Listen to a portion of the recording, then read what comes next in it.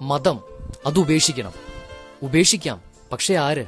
ഞാനോ നിങ്ങളോ അതോ നമ്മളോ? നമ്മൾ ഉപേക്ഷിക്കണം. അങ്ങനെ പെട്ടെന്നൊരു ദിവസം മതം ഉപേക്ഷിച്ചാൽ കുഴപ്പമാകില്ലേ? എന്തു കുഴപ്പം?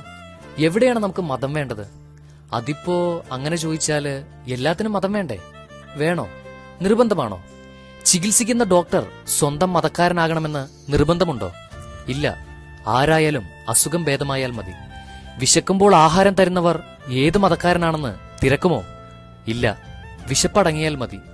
വിദ്യ നൽകുന്ന ഗുരുവിന്റെ മതം ചോദിക്കുമോ? ഇല്ല. ഏത് മതക്കാരനായാലും അറിവ് പകർന്നു തന്നാൽ മതി. വ്യഭിചരിക്കുന്നവർ പെണ്ണിന്റെയോ ആണിന്റെയോ മതം ചോദിക്കുമോ? ഇല്ല. ആരായാലും മതി. ദാഹിക്കുമ്പോൾ വെള്ളം തരുന്നവരോട് മതം ചോദിക്കുമോ? ഇല്ല.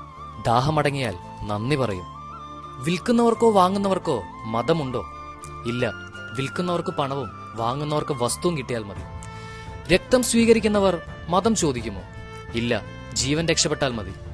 തമാശകൾ കേൾക്കുമ്പോൾ സ്വന്തം മതക്കാരാണ് പറയുന്നത് എന്നറിഞ്ഞിട്ടേ ചിരിക്കാറുള്ളോ? അല്ല. ആര് പറഞ്ഞാലും തമാശയാണെങ്കിൽ ആരും ചിരിക്കും. നോവിന് മതമുണ്ടോ? ഇല്ല.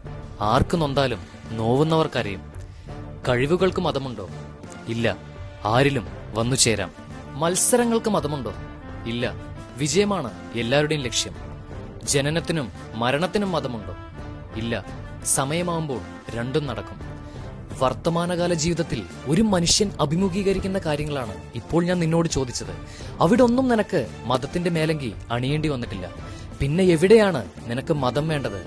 അതിപ്പോ അങ്ങനെയൊക്കെ ചോദിച്ചാൽ ഞാൻ കുഴഞ്ഞു പോകും. മതം അത് വേണമല്ലോ. മഴയ്ക്ക് മതമില്ല, പുഴയ്ക്ക് മതമില്ല, സൂര്യനും ചന്ദ്രനും മതമില്ല, മണ്ണിനും വിണ്ണിനും മതമില്ല, പകലിനും രാത്രിക്കും മതമില്ല, കടലിനും കാറ്റിനും മതമില്ല, മൃഗങ്ങൾക്കും ചെടികൾക്കും മതമില്ല. പിന്നെ ആർക്കാണ് മതമുള്ളത്? മനുഷ്യന് മാത്രമാണ്. വിവരവും തിരിച്ചറിവും സംസ്കാരവും ഉണ്ടെന്ന് അഹങ്കരിക്കുന്ന ചില മനുഷ്യജീവികൾക്ക് മാത്രം.